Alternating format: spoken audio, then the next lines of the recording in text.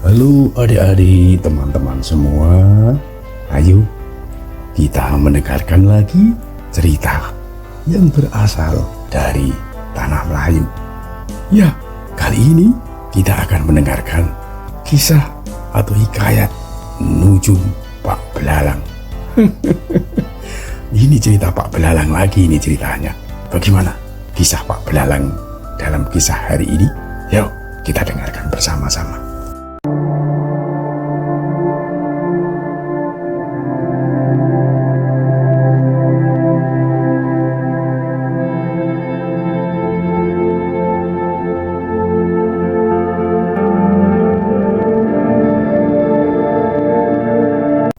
Pada suatu hari, terbit berita bahwa istana kerajaan tertimpa musibah.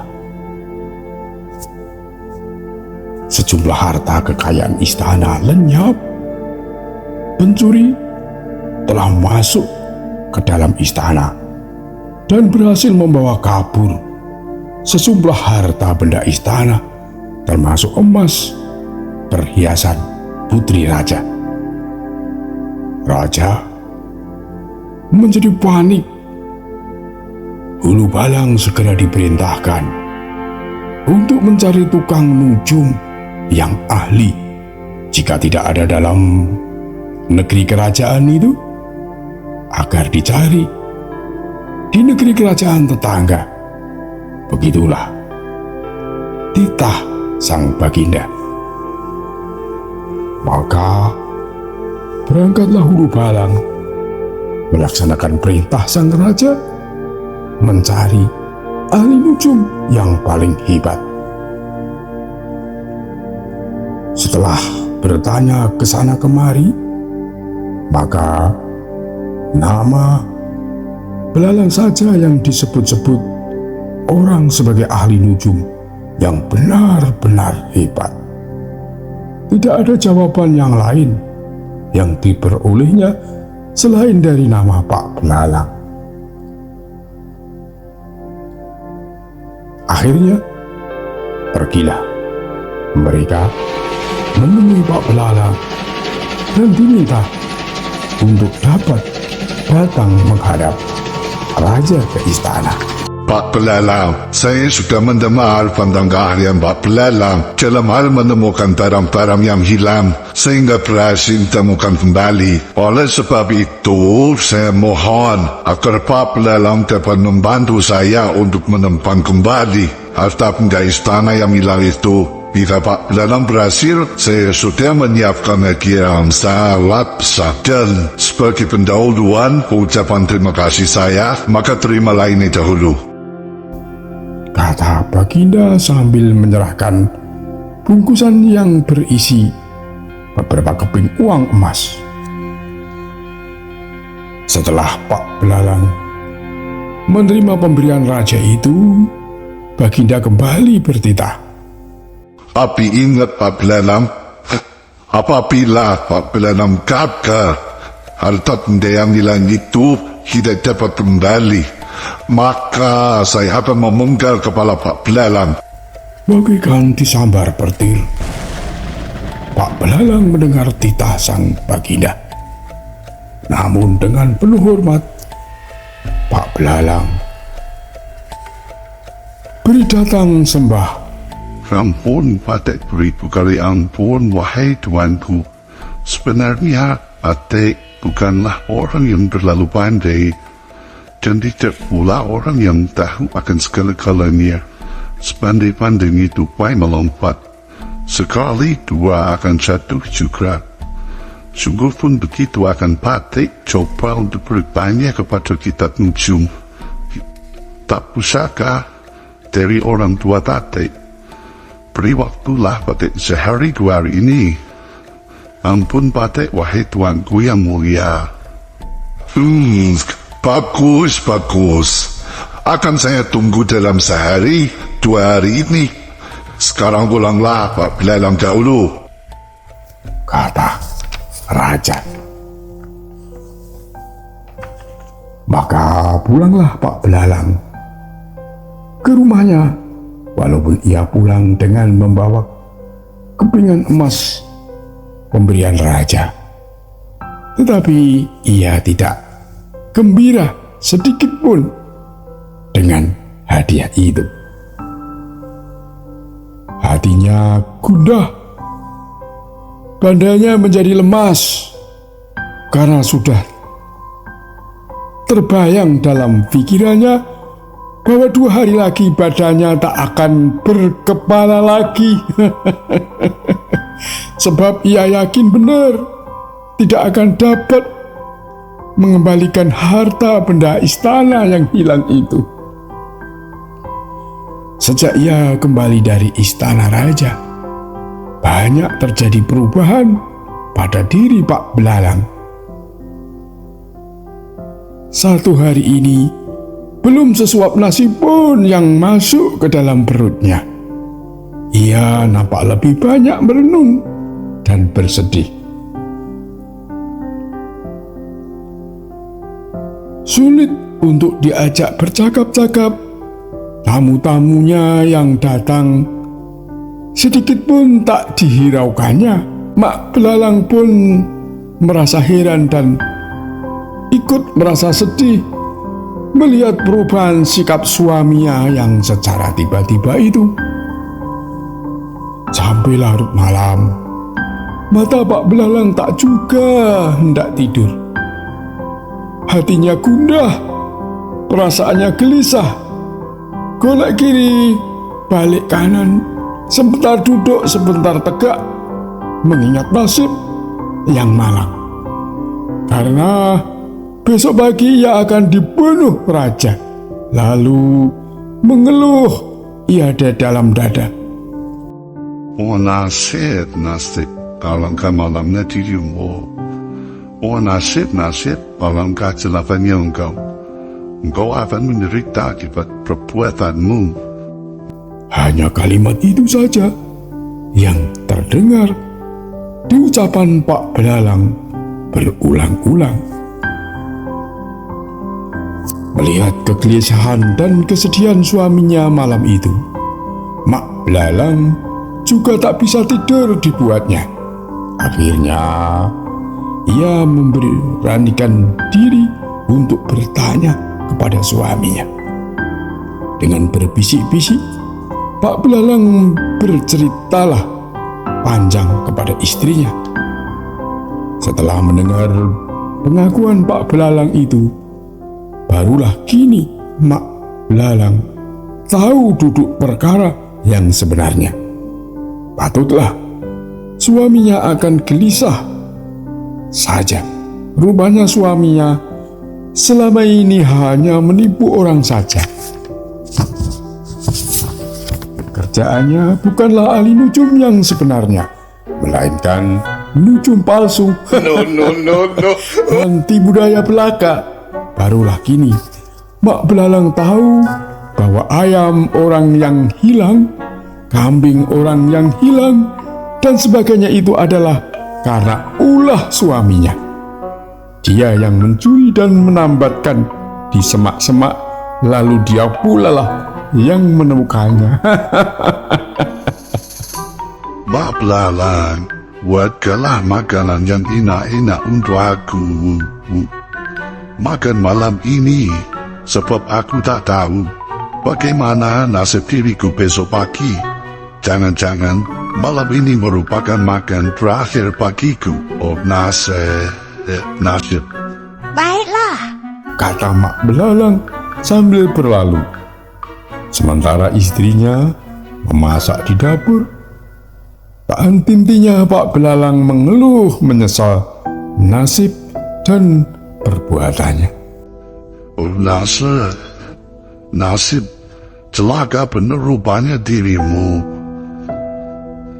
Makanlah engkau sekenyang-kenyangnya malam ini, karena besok pagi engkau tidak lagi ada di permukaan bumi ini. Engkau akan dipanjung oleh raja. Kalau engkau berani berbuat, engkau harus berani menerima akibat. Nasib, alangkah malangnya engkau Pagi besok, engkau akan dipancung oleh raja. Kata Pak Belalang kepada dirinya. Malam semakin larut, namun mata Pak Belalang tak sekejap pun bisa dibawa tidur. Bahkan makanan yang telah disiapkan oleh istrinya itu tak secuil pun diambilnya. Jangankan dimakan, dilihatnya pun tidak. Seleranya betul-betul patah. Terlalu cepat rasanya malam itu berlalu. Keesokan harinya, pagi-pagi benar telah datang 2 orang huru palang untuk menjemput Pak Belalang untuk menghadap raja di istana. Dengan tergopoh-gopoh, Pak Belalang mengambil bukunya, lalu pergi bersama dengan kedua utusan itu ke istana. Pak Belalang tampak sangat ketakutan, sebab sudah jelas tidak akan dapat memberikan keterangan yang benar-benar di hadapan raja, karena itulah dia sepanjang jalan menuju istana.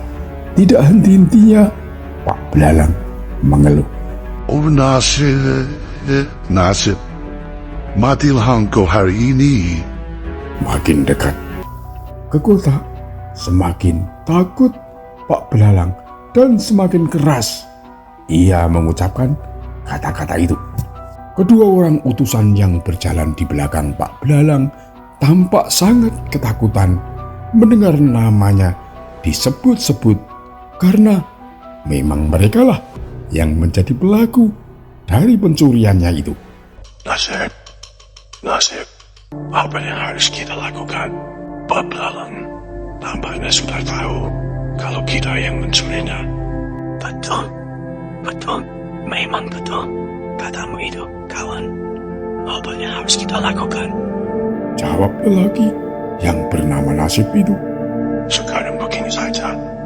Lebih baik kita berterus terang saja kepada Pak Belalang dan memohon kepadanya supaya nama kita tidak disebut-sebutnya lagi di hadapan raja nanti. Maka lelaki yang bernama Nasib itu segera lebih mendekat kepada Pak Belalang. Lalu sambil menangis, beriba-iba ia bersimpuh di kaki Pak Belalang dan berkata, Pak Belalang, sayalah orangnya yang bernama Nasib itu. Pak, kami mengaku bersalah karena memang kamilah yang berbuat yang telah mencuri perhiasan itu. Tapi itu kami lakukan karena sudah sangat terpaksa. Pak Belalang, sudah tidak ada lagi yang kami makan. Kasihanilah kami Pak Belalang. Kasihanilah kami Pak Belalang. kata lelaki itu ketakutan.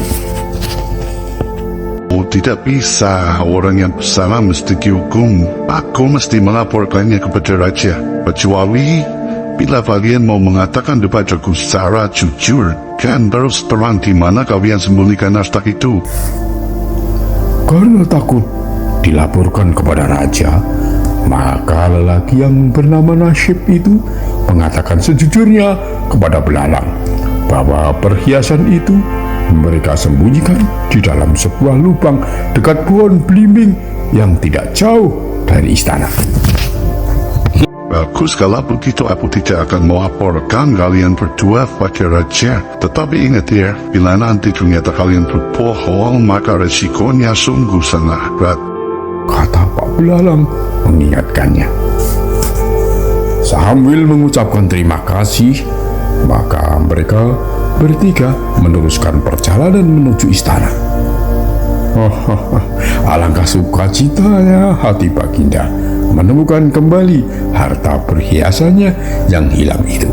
Sebagai tanda gembiranya, maka raja menyerahkan beberapa keping uang emas kepada Pak Belalang. Begitulah nasib Pak Belalang terhindar dari hukuman dari Baginda Raja. Namun beberapa lama kemudian itu Pak Belalang kembali diminta untuk datang ke istana menghadap raja. Karena Pak Belalang akan ditunjuk untuk menjadi utusan di dalam pertandingan melawan ahli nujum dari negeri jiran.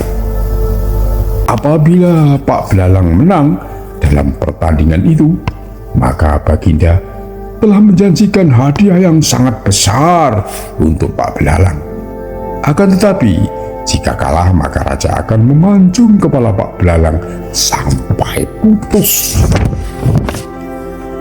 Alangkah ngerinya, Pak Belalang menerima tugas tersebut, tetapi apa hendak dikata?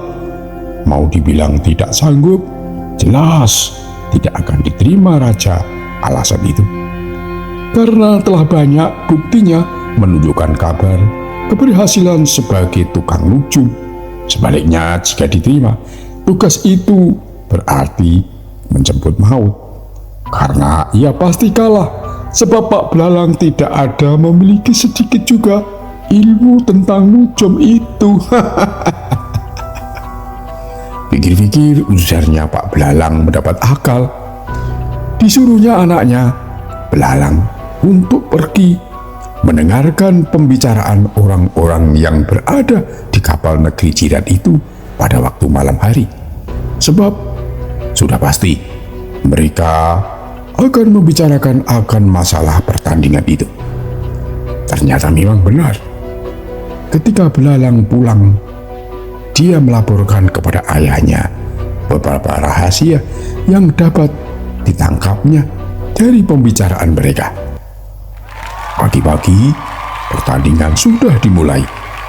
Utusan negeri jiran memperlihatkan sepotong tongkat kayu kepada Pak Belalang sambil berkata, Di manaku, kampung Melayu, diperintah raja yang bijaksana. Di taman hambu ada sepotong kayu, yang mana ujung dan mana pula pangkalnya. Pak Belalang meminta sebuah bejana yang berisi air, lalu memasukkan kain itu ke dalam air tersebut dan berkata, Hayat Melayu, orang Melayu, berlayar makan dengan kapalnya. Jawaban hambu itu adalah tentu. Bagian yang tenggelam itulah bangkainya. Tampak sorak-sorak terdengar bergemuruh. Ternyata jawaban Pak Belalang sangat tepat sekali. Itulah kisah tentang Pak Belalang yang selalu mujur dan selalu tepat jika menebak sesuatu. Itulah nasib dari Pak Belalang. Demikian adik-adik, teman-teman, kisah dari tanah Melayu yang terkesan lucu dan kocak ini. Oleh karena itu, mudah-mudahan kita dapat berjumpa lagi dan dapat mendengarkan lagi kisah-kisah dari tanah Melayu yang lucu-lucu dan penuh makna. Dadah.